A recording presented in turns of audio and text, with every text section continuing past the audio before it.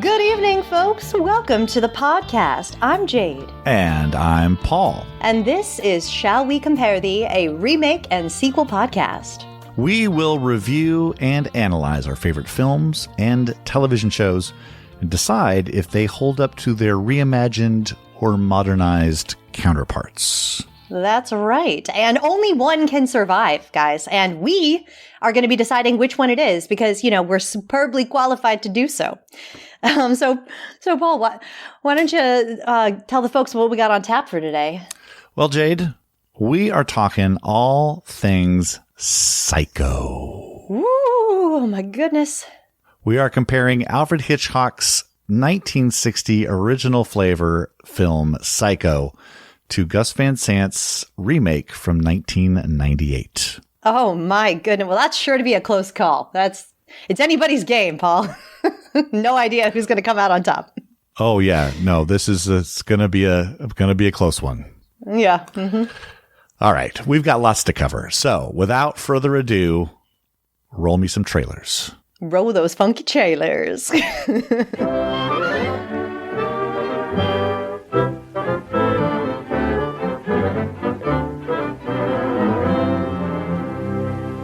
Good afternoon.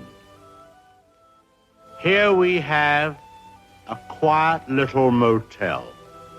An isolated motel. Tucked away off the main highway.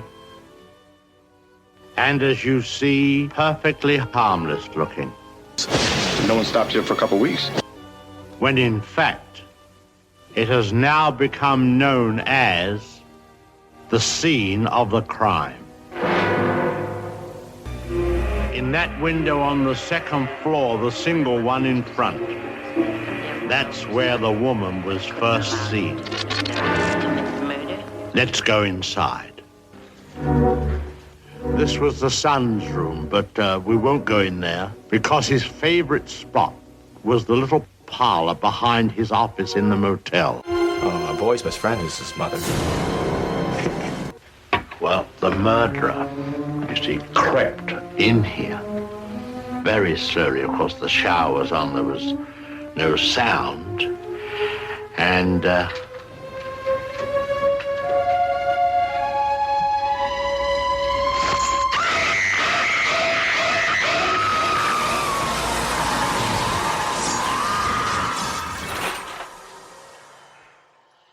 Mother! Oh, God! Mother!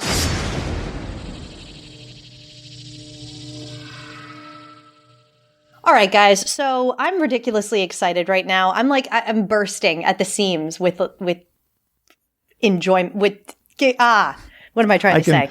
I can verify. I can see Jade on Zoom, and I can verify all the bursting is happening right now. First of all, spoiler warning. We are about to spoil everything to do with Psycho, 1960, 1998. So please do not listen to this unless you have already watched those films. Unless, you're into spoilers, then keep listening. And also, if there's anything that we talk about that you are wanting to skip over, I'm going to do my best to put the timestamps in the description of this podcast because she's going to be a longin'. This is strap in for a good couple of hours of good Psycho fodder because there's a lot to cover. So do all your laundry to this one.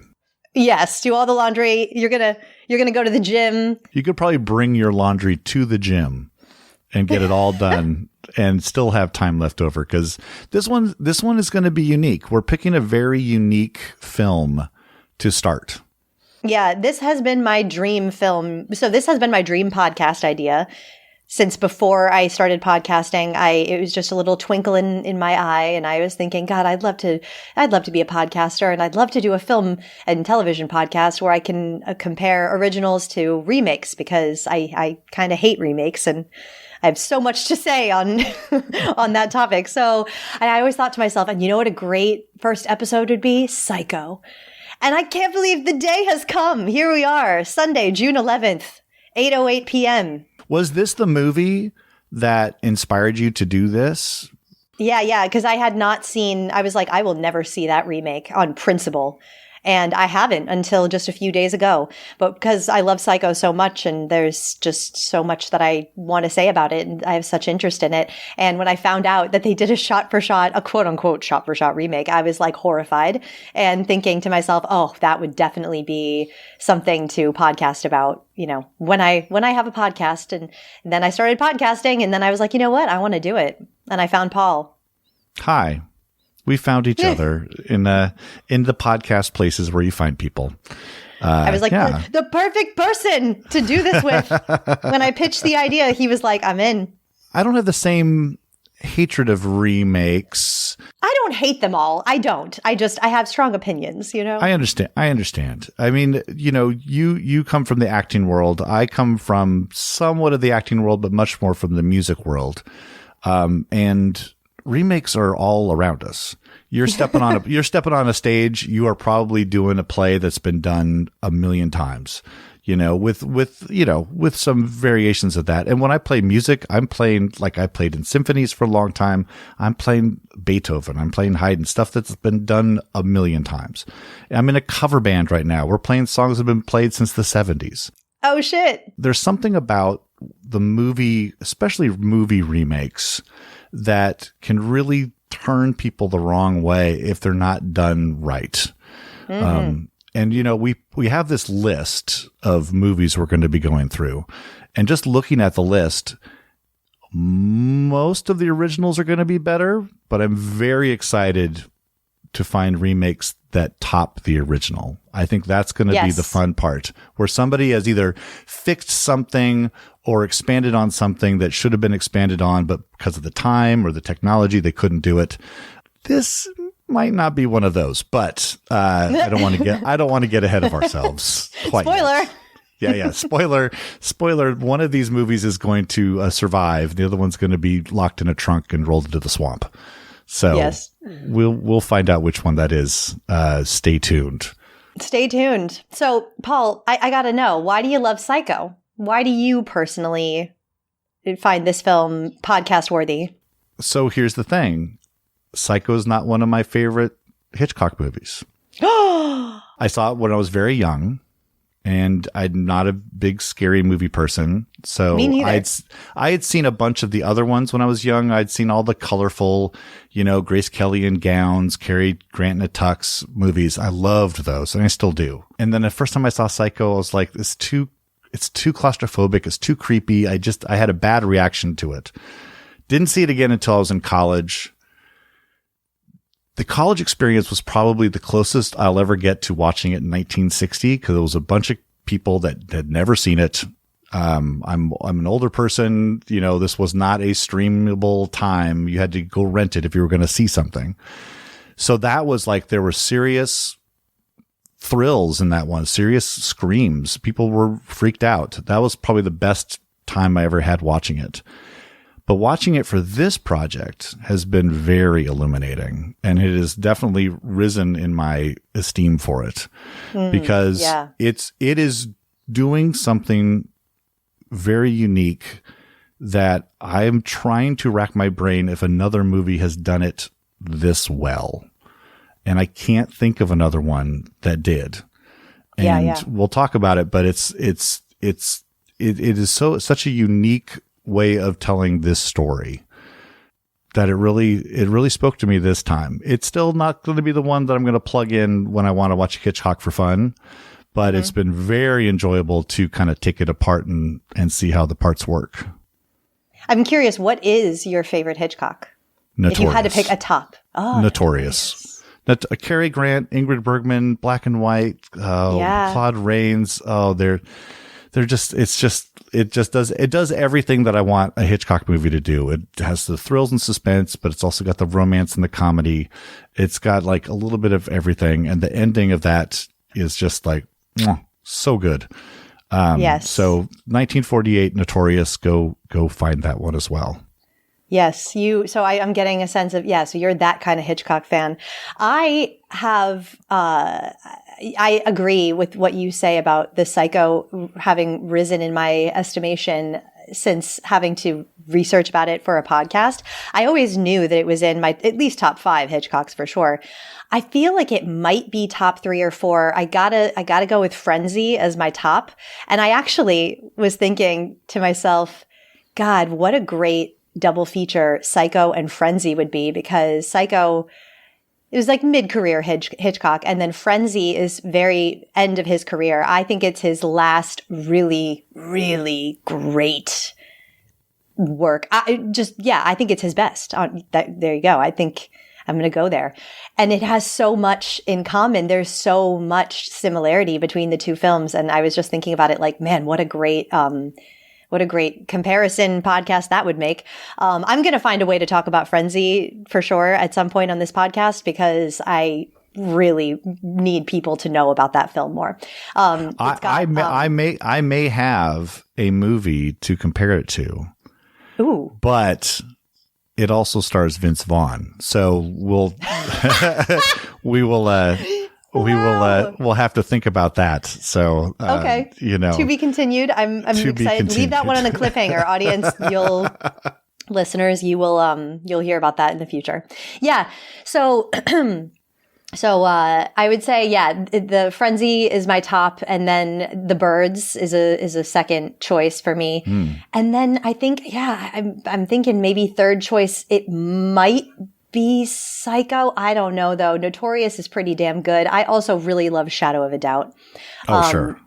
And you can, now I think you're kind of getting a sense of the kind of Hitchcock fan I am, because Shadow of a Doubt, The Birds, Frenzy, Psycho, they all have a lot in common because of their main, villain and the way that the mental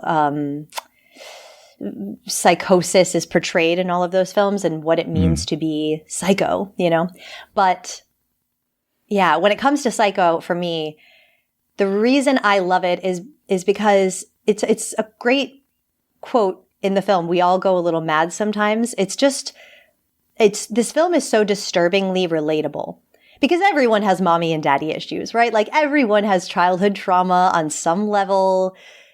And what Norman and Marion go through, we've all gone through it on some level, to some degree. And then what we're seeing on screen with them, it's just amplified. We've all tried to bury our mother in the fruit cellar, and stop the parental voice of authority in our heads. We've all imagined what it would be like to abscond with a whole bunch of money and skip town and shack up with our hot lover. We've all had that fantasy. So I think it's a little disturbing the way that this could be anybody. This could be me. I could be Marion. I could live next door to Norman Bates. There's an article, and just listeners, so you know, every article that is mentioned, every video, it will all be linked in the show notes. The show notes is a treasure trove of Psycho and Hitchcock goodness. So check out the show notes. It's worth the price of admission for this podcast alone. I've taken great pains to, categorize all of our references. So I'm not going to say it every single time I mention an article, but just know every article I mention is linked in the show notes. So there's an article by you. It's on Freud's concept of the unconscious, and it's a UK essay article. And I want to quote from it. It says, Psycho creates a fear not necessarily from the brutality of the murderers, but the subconscious identification with the film's characters. Freud's concept of the unconscious is so explicitly mirrored through the film. We have a seemingly normal woman whose balance is offset by a desire which drives her to commit a financial crime. At the other end of the spectrum, we have, again, a man who most would think was harmless enough, but due to his childhood and developmental restrictions, has for other reasons allowed his unconscious to take full control of his conscious. According to Freud, the essence of oppression lies simply in the turning something away and keeping it at a distance for the conscious. Freud believed traumatic memories, usually of childhood events, are repressed as a defense mechanism, which keeps the ego free of conflict and tension. However, something can induce the momentary retrieval of a repressed memory, and in the case of Norman Bates, this triggered a psychotic in his mother psyche episode. And I just love that whole quote because it so perfectly outlines, everything that I think is compelling about Psycho as a film. When Hitchcock talks about this movie, he talks about it as a joke. I once made a movie, rather tongue-in-cheek, called Psycho. Yes? And it was a big joke, you know. And I was horrified to find that some people took it seriously. It was intended to cause people to scream and yell and so forth, but no more than the screaming and yelling on the Switchback Railway. Switchback railways are roller coasters for those of you youngins. And I've taken that to not mean that he thinks it's an unserious movie. I've taken that to mean that he has set up two major pranks in this movie. When we talk about the 98 version, the secrets underneath the whole thing are just all gone. And it's like all the subtext has now just become text. And you don't have that underlying thing anymore. You have no tension. You have no, everything's surface. Everything is made very explicit, and you just don't have that underlying churning that the Hitchcock was able to do. Yes, yes.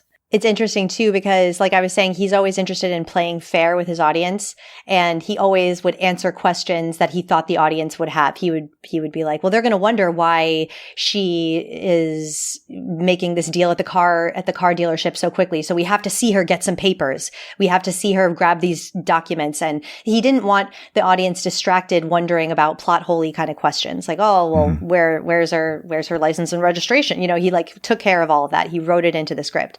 But it's interesting in the way that he kind of plays fair but doesn't, because like Mother is not played or voiced by Tony Perkins, right? Right. But part of it is because in Norman Bates's mind, Mother is someone else. So by not playing fair, he actually is kind of playing fair. It's such a layered film. It's doing so many things on so many different levels depending on the character, you know? But yeah. I think that you could say, oh, well, that's cheating because obviously I'm not going to know that Mother is him because Mother isn't even played by him. That's not fair. And it's like, yeah, but this is not a film in reality. I think in that moment, we are shifting from Marion's perspective to Norman's. And in Norman's mind, he is not Mother. So why should Mother be played by him? It shouldn't. So it's kind of like, is it fair? Is it not fair? And I think it's like, this is what I'm saying. It's a huge outlier in Hitchcock's filmography. Well, with that being said, I think we should dive in to these movies. Paul, the question of the hour. Psycho, shall we compare thee? Nah, we should just wrap it up right here. Nah, I think we should wrap it up. Okay. All right, that's a wrap. Cut print, moving on. Let's get into it. Let's do it.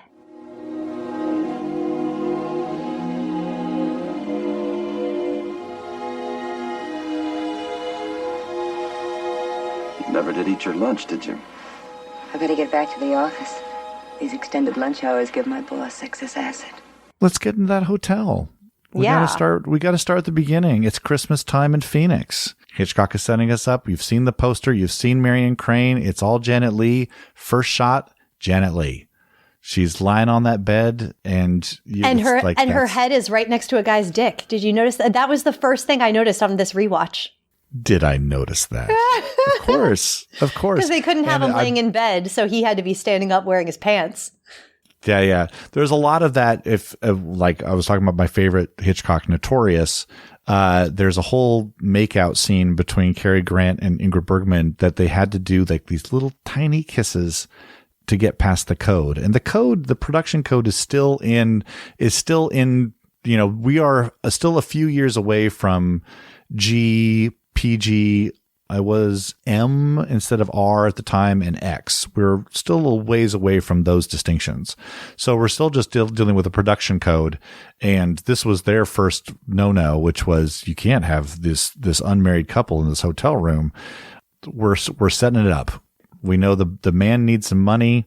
He's got debts to pay. He's got an alimony to pay. And we know that Marion Crane wants to get married, and she's willing to do whatever it takes to get married. Yeah, she's willing to go there, man. Oh boy, is she. She's such a badass. And I don't know if this is a popular opinion or not, but Sam, I just don't know what to make of him. In either film, I have no idea how he feels about Marion.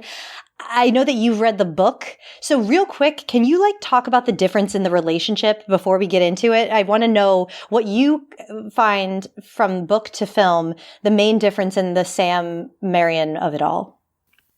Well, the Sam Marion of it all in the book, they meet on a cruise. And on the cruise, they are already talking about marriage.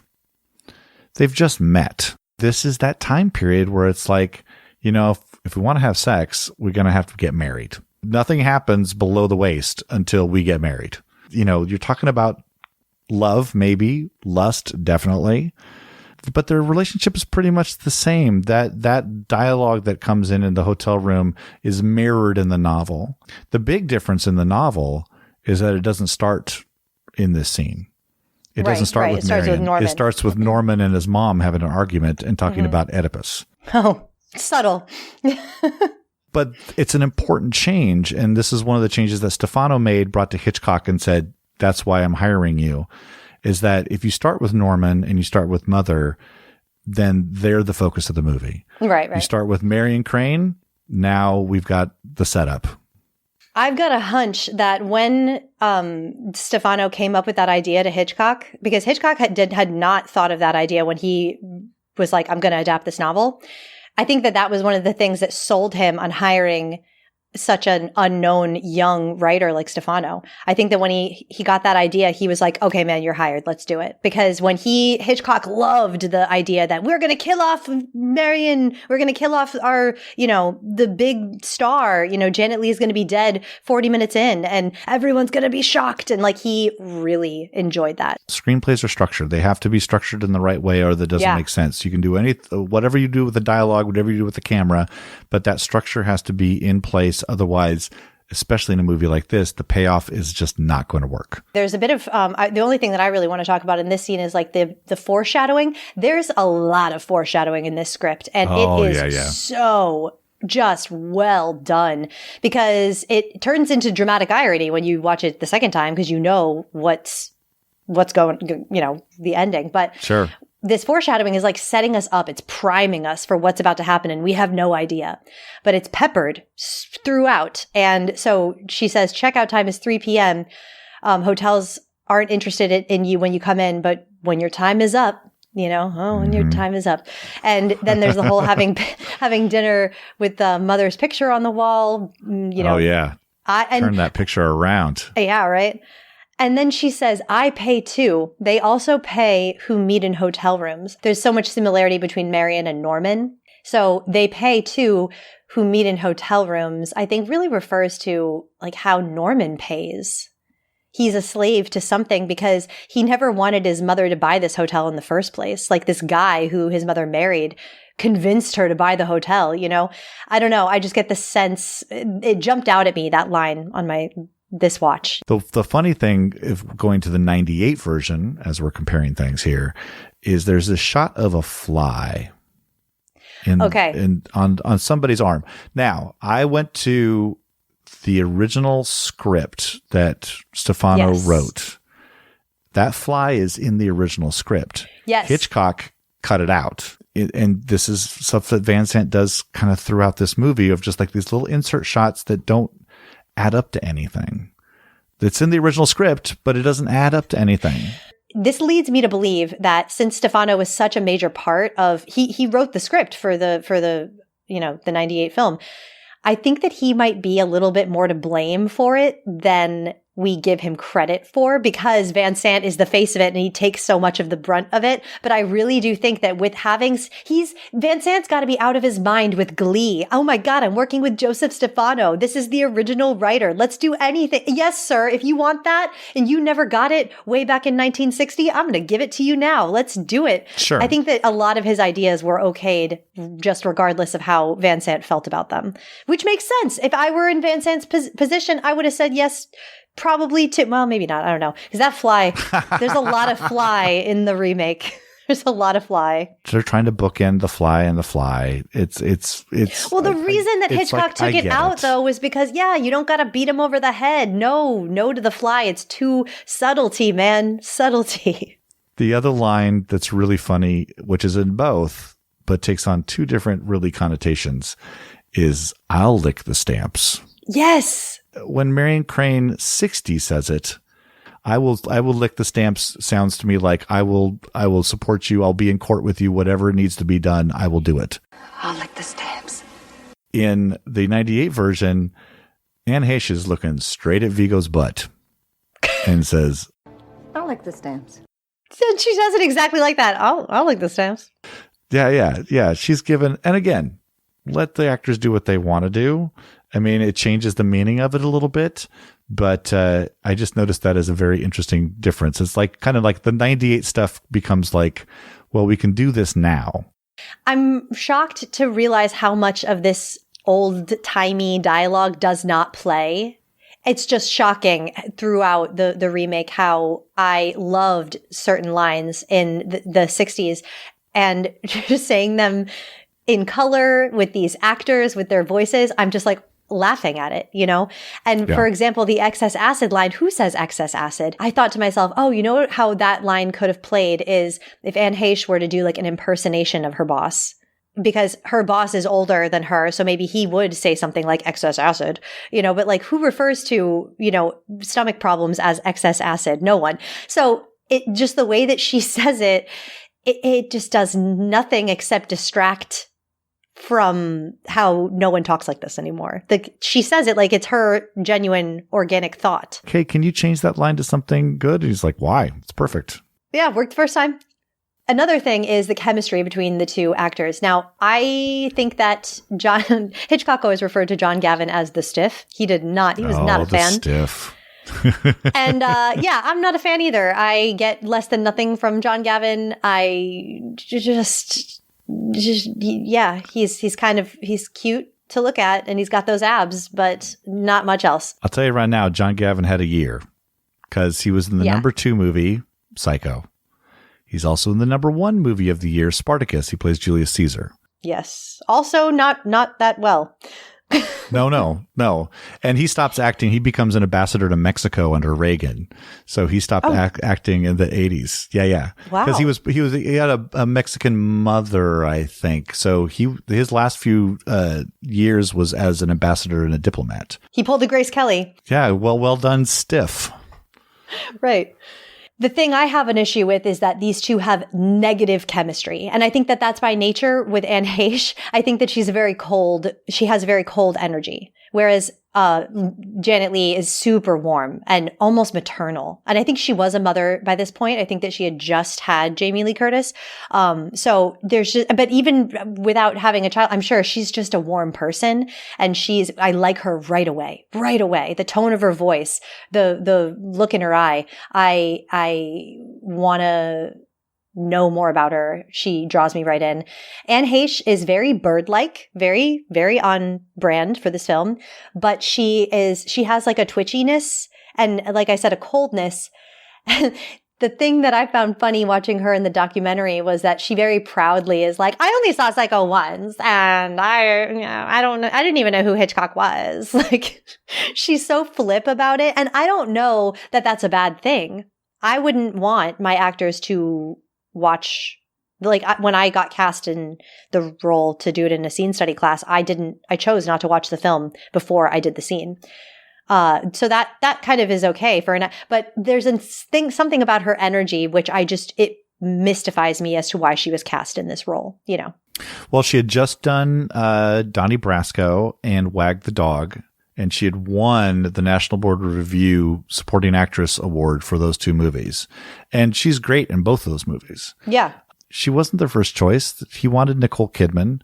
He also talked to Drew Barrymore. Someone even colder, in my opinion, is Nicole Kidman. I don't think she would have done worse. It couldn't have been worse. No. But Nicole Kidman, I don't think would have really made anything better. Both of these actors are super, Viggo and Heche, they're super smiley. They're just cheese and grins the whole time. I don't know. I just, like I said, in the 60s, I got the sense of the seriousness of it all. This is a dire situation for both of them, really. She is dissatisfied, man, and she is worried. Like you said, am I ever going to get married? So yeah, I don't think there's much more to say about it, and I don't want to harp, but but I don't understand the cheesy smiley happiness. To try to understand the repressive society that was happening at the time that the original movie was made. Meeting in a hotel doesn't really make a whole lot of sense anymore. No. Like, why are they meeting in a hotel? Go have a coffee at Starbucks in public. Who's going to say anything? Who's going to know? Right. It doesn't make any, go back to somebody's apartment and do your thing. It doesn't make any sense. Janet Leigh couldn't go back to her apartment because her sister, I think they lived together. So if, they had to get a hotel room, they didn't have a choice. And people talk, in society. But in the 90s, it doesn't make much sense. And again, when you're starting the movie off and you're trying to build those stakes, the stakes in 1960 make sense for 1960. Yeah. Those stakes in 1998 don't play at all. They are weak stakes. And you're talking about a horror movie where somebody's going to, well, first of all, you're talking about a film noir. The first half of this movie is basically a film noir with the Marion Crane as the femme fatale who's stealing the money for the man. In the 1998 version, it's almost kind of like, well, wouldn't it be fun to steal this money? With a smile on my face. And a song in my heart. So let's move it on. We're out of the hotel and we're back at the office. Oh, it'll pass. Headaches are like resolutions. You forget them as soon as they stop hurting. You got some aspirin? I've got something. Not aspirin. My mother's doctor gave them to me the day of my wedding. Teddy was furious when he found out I'd taken tranquilizers. We're in the 1960 version. You got the intrusive mother motif and Pat Hitchcock with her. I just absolutely love Pat Hitchcock in this. What a tranquilizer. The tranquilizer. The tranquilizer line. The way that she talks about my mother called to see if Teddy called. You're starting to get a lot of parental voices coming at you because this guy sidles up to this Tom Cassidy. Hot as fresh milk was such a great line.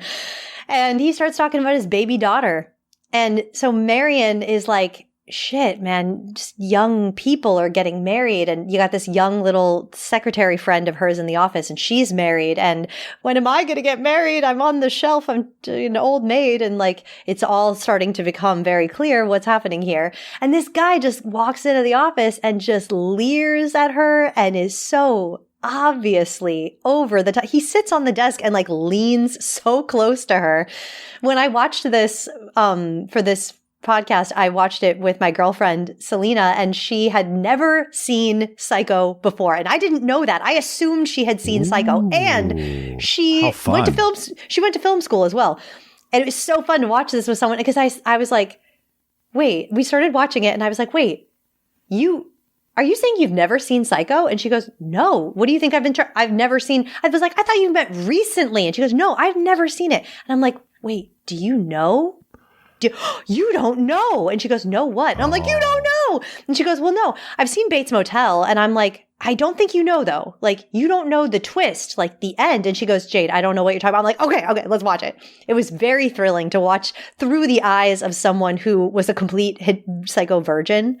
What a great experience. It was a great reminder of how to appreciate the film in the way that it was meant to be shown in 1960, when audiences were genuinely taken in by the whole, this is our protagonist and this is a good guy. And yeah, she was hooked and she fell for it all. It was great. So anyway, so as soon as this guy comes in, the thing that she said was, what if that actually happened? Can you she was so bowled over by the outright just hitting on her, this guy does.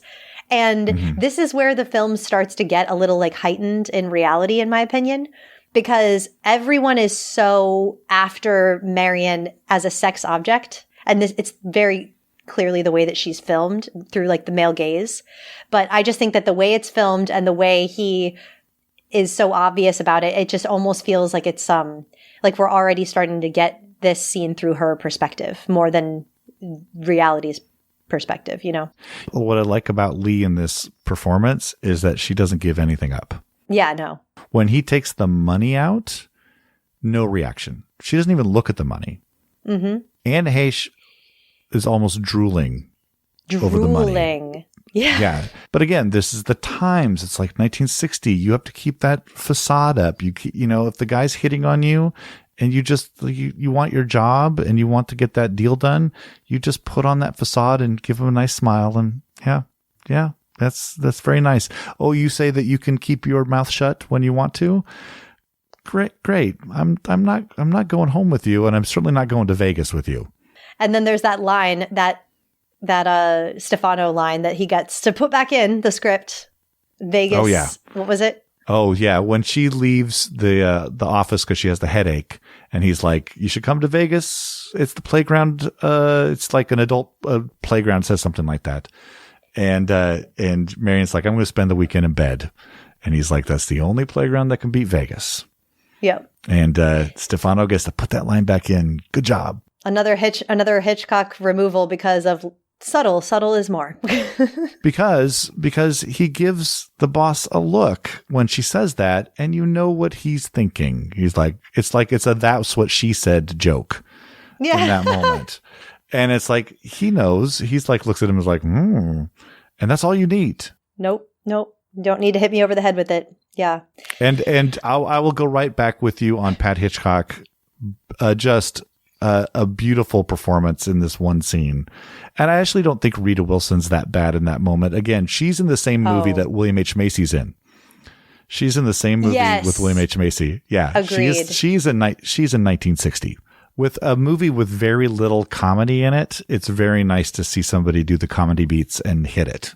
I super enjoyed Chad Everett as Cassidy. I'm like, if there's anyone that could have done what? Medical Center. He was the star of a show called Medical Center when I was. I had no idea what you're talking about. Oh yeah, no, and the boss plays Rance Howard. He's Ron Howard's dad. Oh, is the boss? Yeah. So something I got to talk about while we're transitioning here is I got to talk about the costumes. What is going on? Why are we in Barbie doll land? This really bothered me. This is probably what I find one of the more egregious things about the remake. That hair, the pixie cut with this neon pink suit little thing. Why? I don't know. This is just me. I think that it's just like a woman thing.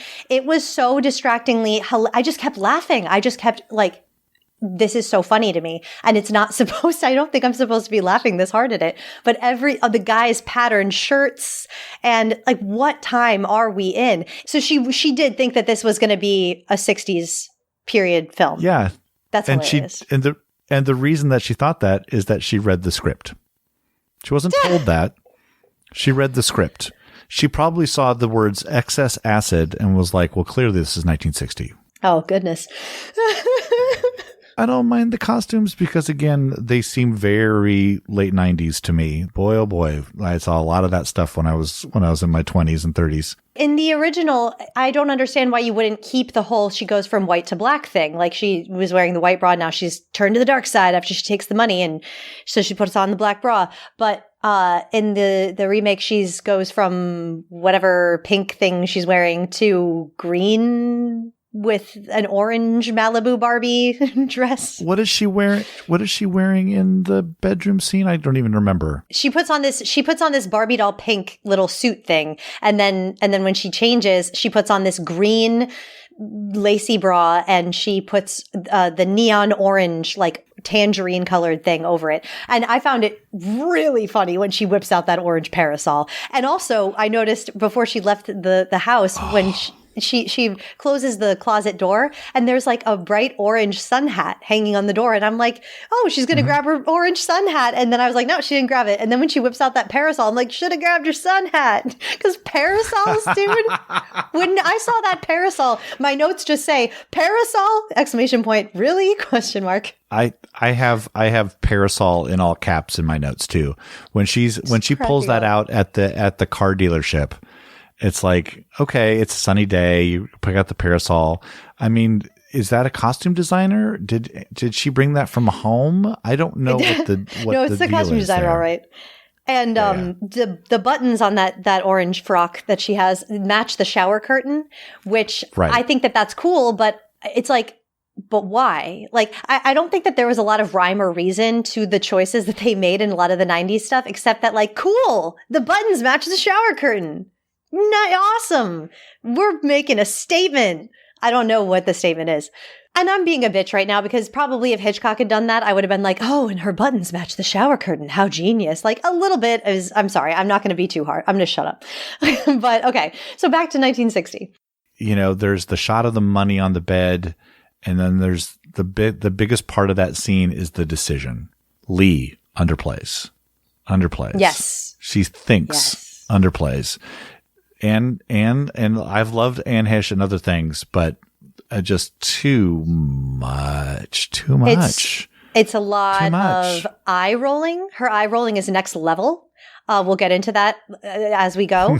But Janet Leigh is like pulling me in. She's reeling me into her, I want to know more about her and what she's into her mind. And it's almost like an open invitation. Come into my head and like come on this journey with me. And right before she does make the decision to take the money, we get the first of many mirror shots. And Hitchcock loved mirrors. And so there's introducing this idea of like the double and the double side of you, the shadow side, the devil on your shoulder kind of thing. And when I said that out loud to Selena, that as we were watching it, she just went like, oh yeah. Like she was just entranced into this performance, but with Janet Leigh, it really is stellar. So, and this is where I wish that Gus Van Sant would have used his own, because he's an inventive filmmaker. I've seen some of his early movies. Drugstore Cowboy is fantastic. He has his own visual language.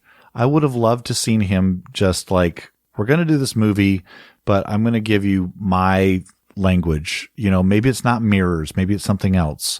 I think that we already talked about his visual language. His visual language is super close up cuts of flies and like naked ladies in masks and cows. We'll get there. I know that Gus Van Sant directed a lot of music videos, and I think that does not serve him well here. Because I think a lot of it is, I do think that he's trying to be avant-garde, but I also think that he's got this music video shorthand in mind. Because music videos you got to be super short, you got to get a lot across. So quick cuts and like edgy shit in the 90s, and that's how it's reading to me. Right. Put a Rob Zombie song in. Yeah, there we go. He probably wanted to. So, okay. He did. Oh, no. There's a Rob Zombie song in the movie. Yes, that's right. There is. There actually is. Okay, when we get there. Called Living Dead Girl. Right. I mean, let's like, put it right on the nose. Yeah. Put it right on there. Yep. Well, okay. So she imagines in her head what John Gavin is going to be saying. And in her mind, her only dread, I think, at this point is the disapproval of her lover, right? For Janet Leigh. Mm-hmm. And as soon as she sees her boss, she's taken the first step. The game has changed. And that music strikes you. And we get the first Bernard Herrmann sounds just going right to the core. We have gone this far without talking about the great Bernard Herrmann. Yeah. I mean, that theme over the Saul Bass credits at the beginning, I mean, that is gorgeous. Absolutely gorgeous. It's so gorgeous. Danny Elfman, smartest thing he did was not do a damn thing. Just re-record it. Yeah. Just re-record it. It's brilliant as is. He says, I think, something like, if I'd done anything to it, Bernard Herrmann would have risen from the grave and come after him. And it's like, yeah, and probably deservedly so. The resistance to do anything special to that is just, that's the choice that you had to make. And for a movie that doesn't always make the subtle choices, the fact that he knew best to just leave this well enough alone helps the movie immensely. But the original, I mean, when that music cue you just talked about hits, your heart starts to race a little bit because you're like, oh, we are on the clock now. We got to get going to where we're going. And it's just the worry in her mind changes in that moment because she hasn't, it's almost like, okay, so we're going to get into it when we talk about Norman with the dissociation, but I have made choices. I think that everyone on some level has experienced what it's like to dissociate in a way, and you might not even know it, but like if you've had something that feels like a panic attack, or if you've had something where all of a sudden you wake up and you haven't been sleeping and you're like, how did I get here? Oh, sure. What have I been doing? Did I just do something crazy? was that me making that decision? I feel that this is where Marion falls asleep. In the moment when the music begins, we go into Alice in Wonderland world. She is fully in the looking glass. She is not in reality. And it's almost like her hand is being guided and she's driving, and guaranteed, when you drive and all of a sudden, whoa, how did I get here? I feel like happened to everyone because driving is trance-inducing in some way. But I think that from this moment on, Marion is not in reality. And the music, so before we started watching Psycho, Selena and I listened to the music. I was like referencing it, and she said she didn't know what it sounded like. And I said, oh my God, okay, before we watch Psycho, you're gonna listen to the music. And we just sat there and listened to it with our eyes closed. And she just could not get over the compelling feeling of dread that it gave her. She's like, I don't think I've ever had music transport me into a state of feeling something so quickly ever in my life. And she's like, oh, I know this. Yeah, I've heard this. And like, it's in the zeitgeist. She hadn't seen the film, but she knew. And she didn't know she knew, which is really speaks to the film. I want to talk about the brilliance of James Remar as the cop in the 98 version. I love the fact that he chooses, again, to be still. And he does that expertly. And that's not easy to do. You're going to want to do more. He does not do more. And it's very appreciative and it's very strong. The guy, I can't remember who's in the original, but Mort Mills. And he's not fully copying Mort Mills. He's still doing his own thing. In the same, with the same energy. I don't know. This is a perfect example, though, of what I mean when I say you can pay homage to the original energetically and not copy. The way that Janet Leigh reacts to the cop never fails to just baffle me. It's like the first instinct that you do when a cop knocks on your window is just flee. That makes sense. She is so... Start your engine. She starts your engine. Right. When Janet Leigh does it, I just get the sense that, she's not in reality. She's not thinking clearly. She has entered some other reality that she wasn't expecting to be in. She was like, I'm going to take this money and now straight shot to Fairvale. Not thinking, going to see the boss, going to get too tired, going to be worrying about the voices in my head, going to have the cop in my face, and now having to go ditch the car at some point, not thinking that these are things that she's going to have to do. Yes. Yeah. The dramatic irony is, have I broken any laws? There's nothing wrong. Am I acting like there's something wrong? It's like... yeah. Like a lot. Yeah. You've broken a law or two. Here's the difference. Janet Leigh, I let go. Anne Heche, I might want to take her out of the car and sit her on the side of the road while I get some backup and, maybe we search the car. By the way, save her life in the process. You're welcome. Right. Because you're not going to end up at the Bates Motel. Yeah, there's some foreshadowing there when he says there's plenty of motels in this area. You to be safe. To be safe, go to a motel. That's what you got to do. Anne Heche baffles me because of her. She's like she's bitching out the cop. She's like acting like a bitch. She's like, why are you, you're troubling me. God, now you're making me late. I gotta go, Okay, White Rabbit. Right. Yes, she is the White Rabbit. Oh my God. Yeah. So yes, Janet Leigh is Alice. Then we have White Rabbit. I'm late for a very important date.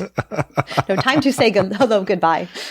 When we get her pulling away from the cop, in the original, God, I just love the way that you feel such relief when you see the cop take that exit. And I have a theory here. Even I'm doubling down on my Alice in Wonderland through the rabbit hole theory. I'm very into fairy tales and everything. So this is my read. My thinking is that the cop exists. Yes, he does wake her up on the side of the road, but he pulls off of the exit and she keeps going and she takes another exit. Then he finds her again, pulls across the street where she's at the car dealership and watches her a la Michael Myers watching Laurie Strode in the classroom window, Yeah. It's so menacing and so creepy. And she makes the car deal, the swap anyway. At first, I remember when I first watched this film, I thought to myself, what sense does this make? He's watching you. He's going to see the new car you get. Maybe wait until you're not being followed and then get a car that he doesn't know the license plate of. Like, what is the point? There's no, it's pointless, the switch, because the person you're trying to switch from is watching you.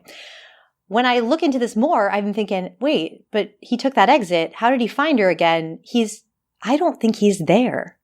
I don't think that I think that because it makes so little sense, I think you have to go with the idea that she is aware that she's not really being watched by a cop, but the cop is in her mind. Honorable mention, John Anderson, who plays California Charlie. Love this guy. Charlie. I was just on another podcast, my friend's podcast called Cabot Cove Confab.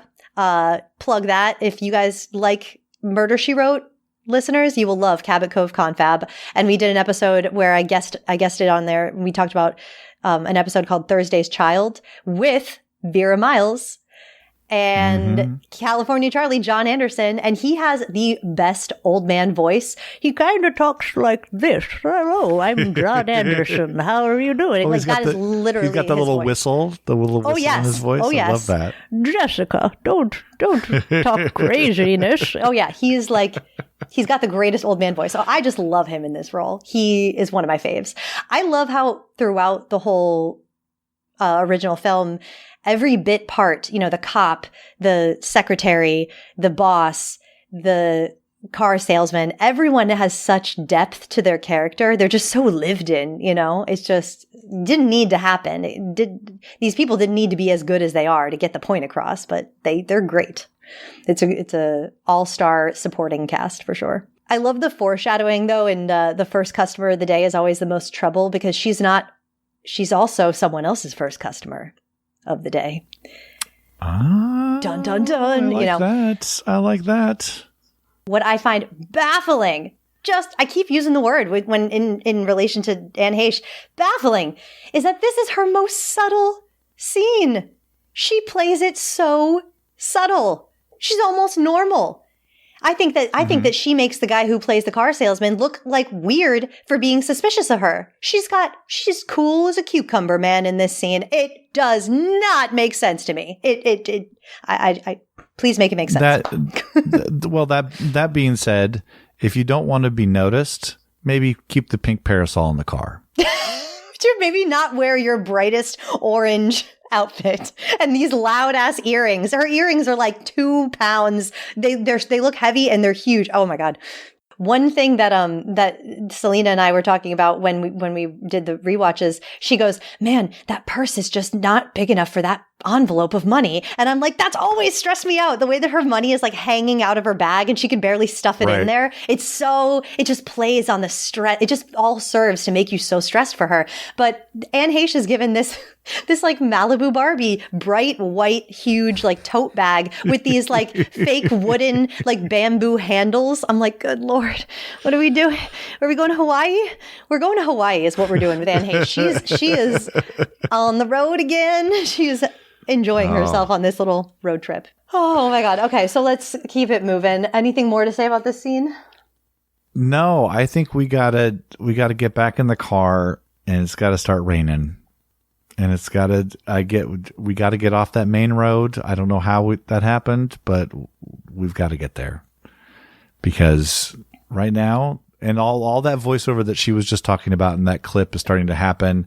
That's where we get that first smile of hers, maybe the first smile we've seen her make in the entire movie, where she's imagining, the gross old man, imagining his money's now gone and blaming her for flirting with him and all that sort of stuff. And she has that smile of like, hot creepers. This may not have been the best choice, but maybe now it's the best choice because we got to stick it to him. This is her. She's going a little mad sometimes. See, this is her going a little mad moment. That's the smile. And I think that there's a reason that this smile is kind of mirrored again with the mirroring by Tony Perkins in the end. just showing that this can happen to anybody. And like I said, this is the reason that the film is so compelling, because we all know what it feels like to want to do that. So yes, we got this time passing, and I think it's interesting how the cuts are coming. Before, time was passing in like fades, and now we're cutting. And this is the first time that we start to see this like fast cut from rain to her face, to rain to her face. And I remember the first time I saw it, how much it stressed me out because we weren't able to see through that windshield. It's just so not real. Like, this is what I mean when I say this film it's playing fair and it's not at the same time. It's not supposed to be real. Rain is never that blinding. I mean, okay, sometimes it really is, but this is not like what do you call it? Not a blizzard. What am I trying to say? This is not I guess it's a thunderstorm, but a downpour. It's not, I just don't think the way that we're being shown, it's like she's not aware of how much time is passing. She's not aware of where she is or what's going on. And Janet Leigh's face is conveying to me the disorientation that she's being literally blinded by her greed, I guess. And the rain foreshadows like the shower, when it's like she's not able to see clearly, literally right now, because of the rain. Yeah, it doesn't sound as like brilliant when I'm just outlining it now, but in the moment when you're watching it, that rain is so stressful. Right. Well, and we've already set up the fatigue factor of what she's doing, because it's a long drive, and we've already seen her have to pull over once to take a nap. So we know that there's a long drive ahead of her. And like you said before, the cop has planted this seed of like, it's not safe for you just to pull off to the side of the road. Why don't you find a nice safe motel? Right. Take that advice. That's all that stuff. Yeah. Thanks, cop. That's great advice. Why aren't you still following me? Yeah. Please keep following me. Yeah. Tail me all the way to Fairville, please. I might live through the night. Yeah. Anne Heche is driving, going a little mad grin. I was very impressed with her up until the very end when she cheeses that smile and it literally goes from ear to ear. And I think that this is one moment where the driving scenes, and maybe the car salesman too, I think is a moment where it's to her disservice that she hasn't seen the film, because I think that she's missing out on a key thing that is baked into the film that is supposed to be there, and that is only shown in the performance. You can't get it on paper. You can't get it just by reading the script. So much of of what is the character of Marion is not written because it's just coming from Janet Leigh's fucking face, So it's clear she doesn't know. She doesn't know the reference. It's the difference between what these two actors are bringing to that part, and it's also the difference between what the directors are allowing those actors to bring to that part. Gus Van Sant needed to learn the word less. Less. And look, the acting is not the only problem with this, with the remake, but it ain't helping. Nope. All right. I would like to check into the motel. All righty, let's do it. Oh. Dirty night. You have a vacancy? Oh, we have 12, in fact. 12 cabins, 12 vacancies. Can I get any room besides cabin 1? Please, God. We're 28 minutes into the movie, and we're finally getting Norman Bates. 28 minutes into a 109-minute movie, we are finally getting who is going to be our villain. That's a long time to wait for the villain to show up. And he makes that choice. One of the best moments in that scene is when he's reaching for other keys. Yes. He looks around and sees her, and it's like, he knows what happens in cabin 1. Yep. That's where the peepee hole is. You can see though his first instinct is to reach for cabin like 6 or something. Is to go for it's like he, right away you can see, and I don't know if that was, I'm sure that was a Hitchcock told him to do that. I don't know if it's in the screenplay, but he's clearly, Norman is struggling with his urges and he's trying to be good. I think that's what that shows, and he just can't help himself, but he goes for cabin 1. When Sam and Lila end up there later, They get what, cabin 10, 9, one of the other ones? The farthest away, yeah. Right. He doesn't care. He wants to get them as far away from cabin 1 as you possibly can. Right. Cabin 1 is a choice. Yeah, it's a choice. Makes. Yes. And he's struggling with his choice. Every time I see that now, it's like you could have gone the other way. That really does kind of seal her fate. Yeah. And he does say how close she is to Fairvale, and I know we're all thinking, oh God, just get back in the car and keep driving.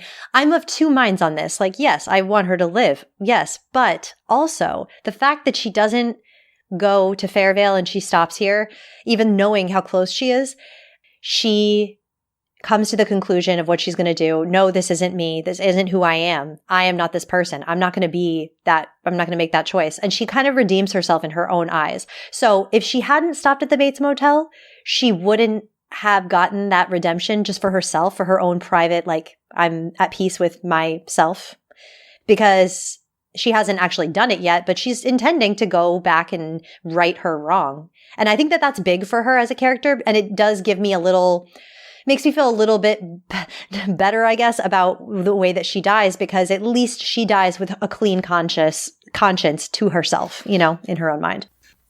Let's talk Anthony Perkins. He makes his movie entrance right here as Norman Bates, skipping down the house and greeting her like a cheerful young man. Cheerful young man with his trusty umbrella.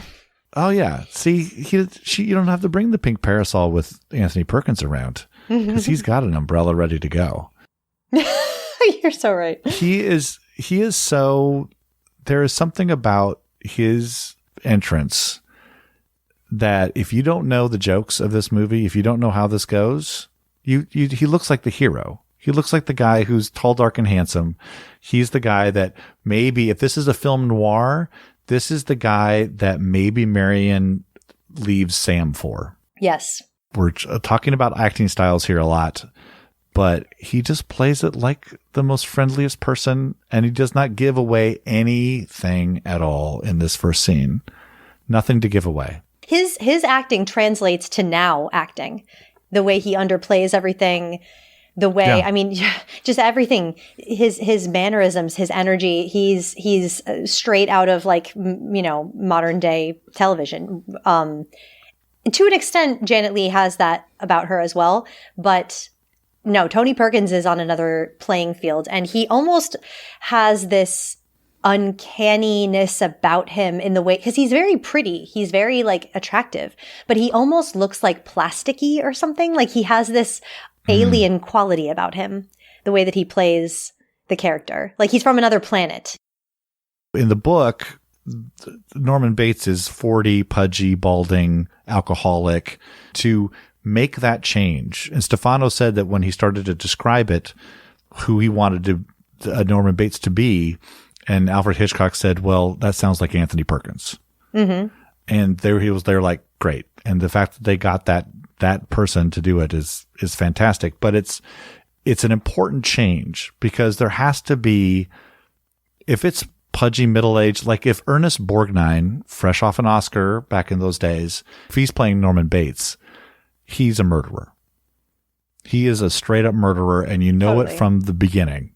And you know it, and you suspect him from the jump. If it's Anthony Perkins, you don't expect it until maybe about halfway through the parlor scene, and then you start to think maybe I need to keep going to Fairvale. Yeah, right. Yeah. And Tony Perkins just brings so much to the role because of how much he knows about a person like this. He was living a double life himself as a closeted gay man in the 60s. And I think that brings a lot to this just naturally, without him, just with him breathing, existing as who he is. It jumps off at you, he knows about this. Yeah. And it's tragic, but it's one of those things as an actor where you say, hey, use it for the role, Yeah. Right. The concept of this handsome, charismatic, sweet on the outside guy who's a killer on the inside, it was revolutionary at the time. I mean, people were losing their shit over this, guys. Like, right. It seems so, duh now, but it was crazy at the time. That's one of the horror movie tropes that definitely survived from this movie, is Cast somebody against type and let that person be the evil one, and fewer people will see it coming. Yes. So, okay, now let's talk about our modern day counterpart to this role here, Mr. Vince Vaughn. I'm gonna say something nice about Vince Vaughn. Yeah. Impossible task. I applaud him for for taking on this impossible task. I do. I really do. Yeah, for saying yes to this. And then he's had a great career since then. He did not get hurt by this movie. He went back to doing what he does best, which is the handsome comedic performer. That's his gear. There's a movie that came out a year before this called Clay Pigeons, which I mentioned sort of before as maybe a counterpart to Frenzy, because it's about two people, Vince Vaughn and Joaquin Phoenix, and they one of them is a serial killer and the other one's getting blamed for his killings. So that might be the way to go. But in that movie, he's the serial killer, spoiler alert for Clay Pigeons, but he's playing him like he's in Swingers. He's playing it slick. He talks funny. He's seducing women. He's being Vince Vaughn. In this one, they give him some moments, and I wrote down one of these lines. You have something most girls don't have. There's not a name for it, but it's something that puts a person at ease. He tells this to Marion Crane. That's not in the original movie. He's flirting with Marion Crane. Norman Bates should not be flirting with anybody. That's not Norman Bates. Norman Bates is a repressed individual. He is not flirting with anybody. You have something most girls don't. I mean, that's an opening line at a bar. You know, that is not what guy who's been holed up with his mom. You're not laying down that line if you're Norman Bates. If you're Vince Vaughn, you're laying down that line. This is where this is where the problem with separating, you know, when we talk about Marion Crane, we're talking about Janet Leigh. When we're talking about Norman Bates, we're talking about Tony Perkins. When we're talking about 98, we're talking about Vince Vaughn, not the character. Exactly. Yeah, he has a totally different energy. Sadly, there's nothing bird-like about him in the way that Tony Perkins is he's got this daintiness, this feminine energy, almost like a delicate fragileness. And he also, Tony Perkins has the ability to just flip on a dime. And in a second, with the look in his eye, he's a totally different person, someone who's to be feared. He's got the same face, but it's something behind the eyes that just shifts. With Vince Vaughn, he cannot shift, I don't think, merely because of his energy being grounded, heavier. I'm not even talking about his build, although it is much bigger than Tony Perkins. He's just got this weight to him. He carries his bones through life more sure, more grounded, masculine, right. I guess, quote unquote, energy. He wears Norman like a personality. He wears the Norman personality like a costume. I feel that's interesting. Yeah. Like as the character, I feel like he's acting the whole time. He's not genuinely afraid of his mother. I never believe that there is a mother with him. Oh, interesting. You know, and I don't know how Tony Perkins does it. I don't know how he does it, but when he's cleaning up, I just always get the sense that he's doing it for someone else. I don't know how you convey that in a silent scene cleaning up, but I get that. I don't know. There's just a total energetic difference between the two. And the less said about Vince Vaughn's giggle, the better. Oh, Lord, but can I just play it real quick? Oh, boy. See what we did? We shouldn't be doing this. This is a terrible idea. This is the worst idea you've ever had. Oh, God. Everybody. He's going to giggle for us. Guys, it's going to happen. Mattress is soft, and there's hangers in the closet, and there's stationery with Bates Motel written on it, just in case you want to make your friends back home envious. I did not know when I watched the 98 version, I was like, man, I love that Tony Perkins doesn't do that laugh thing. But guys, he does. He does. Hold on a second. Does. I have it. Wait. Yeah. Well, the mattress is soft, and there's hangers in the closet and stationery with Bates Motel printed on it in case you want to make your friends back home feel envious.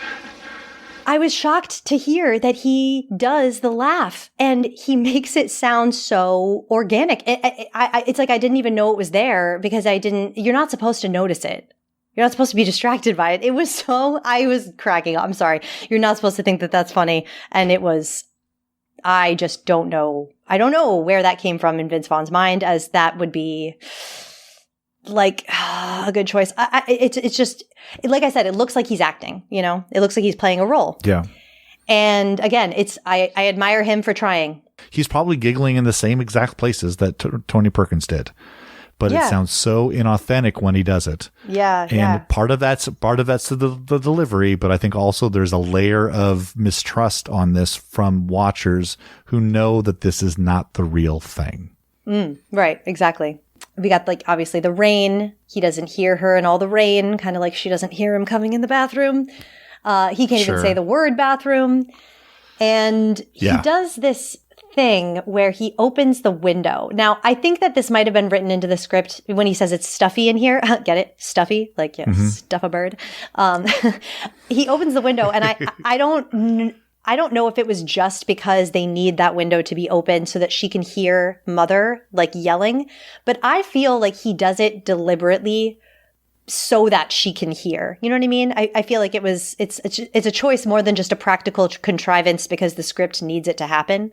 I think that when he meets her, he gives her cabin 1, not necessarily because he wants to kill her. I think because he wants to. She's nice. She's warm. She's got an energy. I'm attracted to her. Maybe she could be the one. Maybe I could take her home to meet Mom and see if she gets along with Mom. And maybe she could be my lady, my girlfriend, my wife, whatever, I think it's not unrealistic to think that Norman Bates wants to find a mate. And so the parlor scene really does kind of feel like a first date. Like he makes her dinner and invites her over and gets her in his want to see my birds? This is my bird collection and this is what I do for a living. Here's a little bit about me. What do you think of that? And also I'm a huge mama's boy. Is that okay with you? What do you think? And as soon as she is not okay, that's when Mother is just nope. And not only nope, but nope, now you die. I think when he chooses cabin 1, I think he knows what happens with women that are in cabin 1. I think he's cleaned up cabin 1 before. Oh, sure. There's no other reason. You can put her in cabin 2. You can still go see her. It's right next door. But there's no hole. There's nothing to look at. He wants to look at her. Wants to do some bird watching. Oh, we can get into all the bird stuff if you wanted right now. Yes. All the bird stuff is great. Although I have a new bird thing that I've never seen written down because everybody talks about the crane and she's from Phoenix and all the stuffed birds. Right. And he's also eating candy corn. Originally branded, not called candy corn. It was originally branded called chicken feed. No way. That was what candy corn was originally called. Oh my God. Yeah, so we've got all sorts of bird stuff going on. So it makes more sense now. Yeah. Why? Because in the 60s, it was probably still called that. There's some amazing, YouTube videos and articles that I have linked that I've referenced and everything. And there's also a lot of doubles in this scene.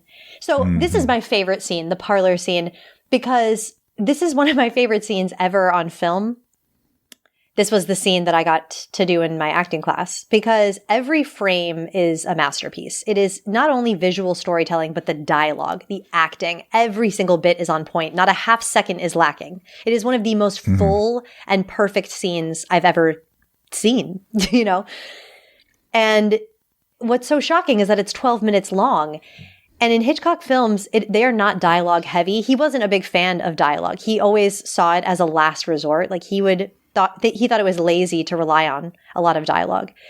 He was famous for very long takes, long shots, long zooms, or, tight close-ups, judiciously, extreme cutting, So whenever he would always try to tell the story visually before he would resort to dialogue. And he would always say, when we tell a story in cinema, we should resort to dialogue only when it is impossible to do otherwise. Norman brings her milk, right? And he apologizes. Mother isn't herself today, foreshadowing. I wish you could apologize for other people. And you see the reflection of him in the glass on like his left-hand side. Mm-hmm. And it's the same effect, again, mirrored opposite side with Marion right before she enters the parlor room. There's also like a mirror in the lobby area where you can see Marion and Norman's faces shown, like when she's signing the register and everything. So they're equal opposites, right? Like dark and light, the same sides, the different sides of the same coin. And so once Marion enters